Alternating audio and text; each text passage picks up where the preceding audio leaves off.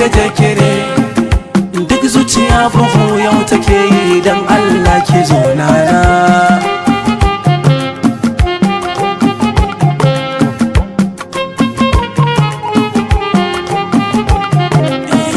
Kamar wasa idona ya ganta kwakwalwa ta tura sabo, sabon kuma na isa zuciya haka dole ta karɓi bako.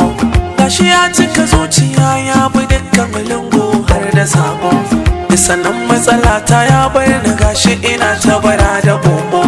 Tunda ni dai na sani na yi min kallo na fanko, na faɗa mata santa yayi min kwaba na rubuta ko a sako, amma ya gagara lamarin ya gagara, ji nake ta makar zan shi da kaina.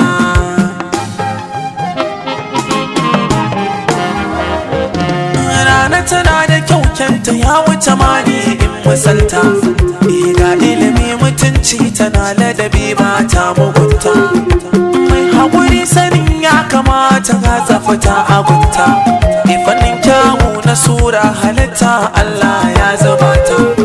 Idan tafiya take cibu da cibu daidaita kun kafarta, ko yaushe idona ya ganta kuma ya so ya gifta. Babbar matsalar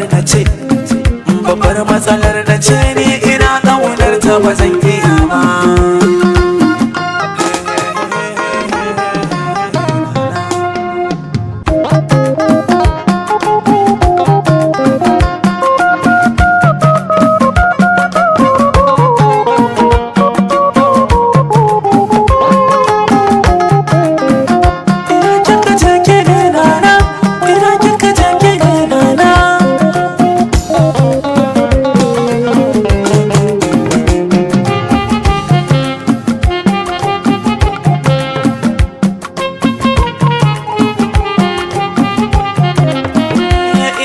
Sanya kaina a yau so ya sanya na hauka, ba mafita garan na nake ce zaki mai iyaka.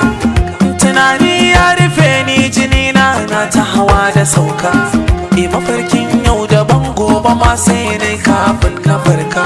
Haƙuri an ce yana maganin so kullum shi na roƙa, idan ya zamo na aure ki duk duniya ni ban da tamka, amma kuma zai wuya lamarin nan zai wuya tun da soyayyar baki san nai ba.